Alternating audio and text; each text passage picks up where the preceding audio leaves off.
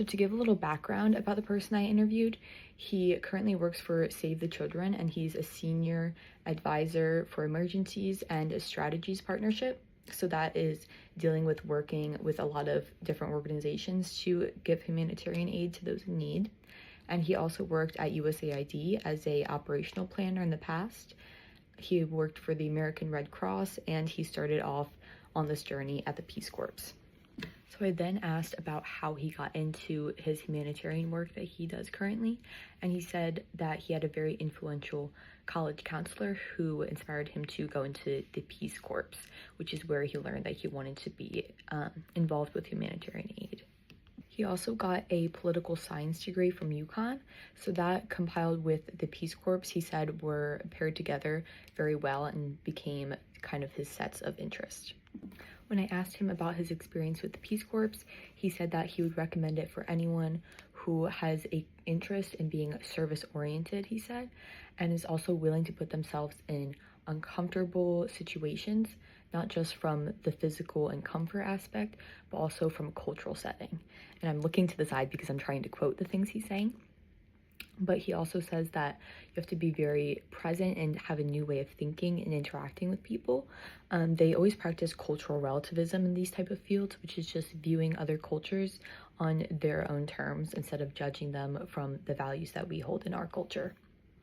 He said in the Peace Corps, he learned that your success is very dependent on just how well you're able to adapt to your surroundings and challenges of integrating into a new society and acclimating yourself to the way that that society functions. He said that the Peace Corps was also really helpful for him to develop his skills that he uses in his career, especially thinking on your feet and becoming solution-oriented and problem solving just quick on your feet on the field. And he said that that is a skill that would definitely be necessary if you're interested in the humanitarian sector. I then asked him what he wished he had developed earlier in life in terms of skills for his current job, in which he replied that he wished he had known more languages because the work that he does is often implementing himself into new communities, and he said he had a very difficult time because he didn't know many other languages. He spoke a little bit of French, and he said he did learn more on the field, and the Peace Corps did have a program that was able to help educate him on languages, but he did wish that when he had been younger, he had developed more language skills.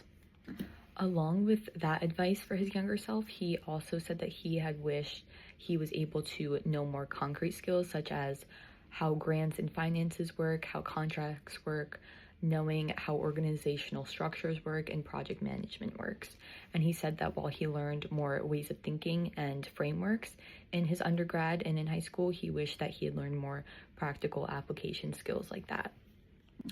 And he really prioritized gaining experience. He said things like that you don't typically learn in college. You can learn them through experience, such as internships, summer jobs, where you're able to do things like that. So he said that's the most important thing, more so than just getting your college degree or educating yourself on the facts. As he did emphasize, it is important. He said what's most important is actually being able to have a job where you use those skills early on. I then asked him what his day-to-day is like in his current role, where he works for Save the Children US, and he described that there are two perspectives. One of them he describes as the blue sky perspective, which is when there's no active emergencies going on, and he says at these times they really just work on their systems. They try to think of current plans that they can put in place if there are disasters in places where there typically tends to be disasters. He says they'll be ready to go. His typical day, he said, is usually a lot of meetings with interagency stakeholders who support their work in emergencies. So he really emphasized the importance of the relationship between humanitarian aid actors and stakeholders and how he really has to foster those relationships in order to gain funding. And I do want to quote him on this because it was a very good way that he described his job. He said, so it is more about understanding how they operate, if they're the fundraising team or communications team, and integrating their systems and processes into our systems and processes as the emergency team. So it really shows the relationship that the stakeholders have with the emergency aid actors. He said, then really developing our systems and processes based off of what they've seen to work in the past and what did not work in the past. So compiling all that and making a doctrine, he calls it, or tools around training for that. So he described it as multiple teams coming together, communications teams, fundraising teams, stakeholders, and humanitarian aid actors as himself. He said another part of his job is just logistical things, seeing what we have in stock in the warehouse, what kind of grants or funding they might need, how much money they have on hand, and a lot of being ready for different types of emergencies where they do need to be called into action. And he said in his role particularly, there's a lot of emphasis on partnerships and external affairs work. So he works with, he says, NGOs, governments at the state, local, and federal level as well, and just to try and fit the puzzle pieces together to say, let's all work together to see what we will do if an emergency does happen. And when that emergency happens, that way they know what to do, they have their doctrine and what each other does and how they can work together to best operate and help the people in need. He also emphasized that this is a job that is a very rapid changing environment. They're usually on the field and they have to think very quick on their feet, as I said before. So it's very important for people interested in this job that you're good in crisis situations and creative enough to come up with creative solutions to these problems. He was discussing programs that they put in place. He again re-emphasized how important it is to be able to critically think on your feet in these emergency situations. So someone that is interested in a role like this should be able to think of creative new solutions to problems in emergency situations where you have to come up with things very fast and you don't have much time. I then asked about how they are able to meet the needs of the community members, and he said that sometimes they can use surveys for local communities to see what they most need, but in settings where they don't have much time to do things like that, they rely on inferential data. So he said, for example, if there is something where the schools have been damaged in a county, you can infer that because of there will be a lack of childcare, parents may not be able to send their kids to school, and that means the parents probably will not go to work. So they are able to use inferential data like that and critical thinking skills to decide what these communities need when they don't have much time to ask the communities themselves. So I would say that also shows that it's important to have a lot of critical thinking skills when you want to be in a job like this. I then asked about any common misconceptions in humanitarian aid work, and he said that a big one is obviously people thinking that they give handouts to people who are then just going to spend it on things like alcohol or frivolous means that they don't need. And he says that's usually not the case because most of the time when they are giving money to communities, they are incredibly poor and in need.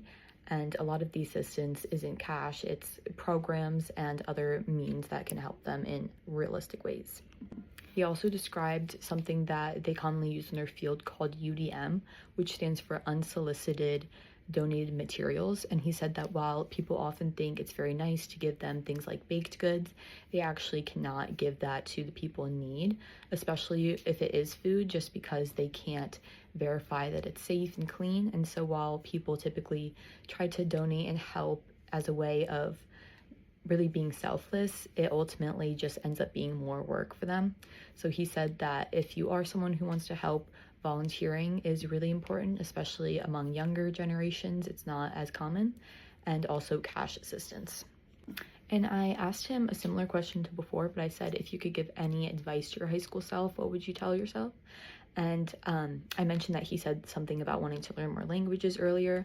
And on top of that, he also said that he would have definitely liked to learn more of the operational elements of his job, opportunities to learn project management skills and negotiation that is often done through real life experience and internships.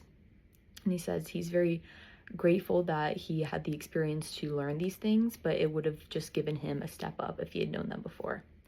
And he also said that in his career, something that's very important for young people to be able to have is just a willingness and a spirit to do this line of work, because it is very demanding, and that's what's most important as a given skill, he said, just your passion and knowing that it's not always going to be a cushy life, as he said, or an office job. You're going to be on the field, not having the best resources all the time. So it really takes a lot of drive and passion internally in order to do a job like this. And adding on to what I said earlier, he also said that he sees his job as more of a vocation. And he says you have to really want to do it and have the passion for it. There are other career tracks that are for a lot more profit or business, and you can do much better off in those ways, he said. So to take this track is very much about passion, and you have to have just a lot of dedication.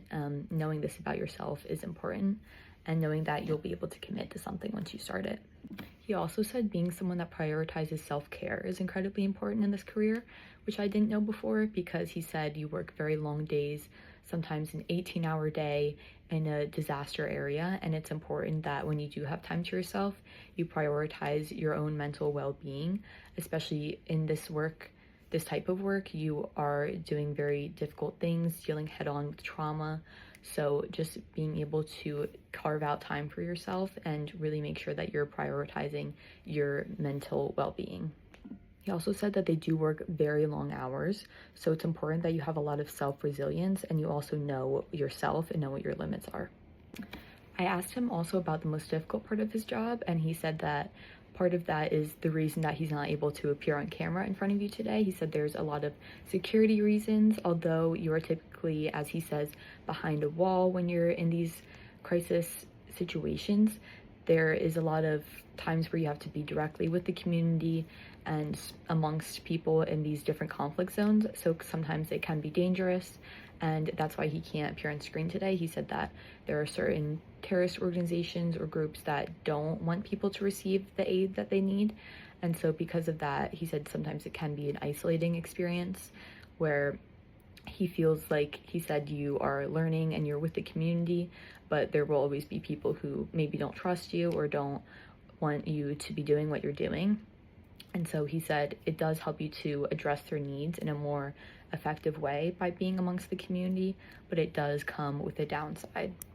And he said, quote, not because the community itself has a problem with you, but because there are actors out there who would prefer to see that the community is not taken care of, and it advantages them to possibly kidnap people who look like you for political means. So it is a dangerous job. Although he is protected by security, you never know.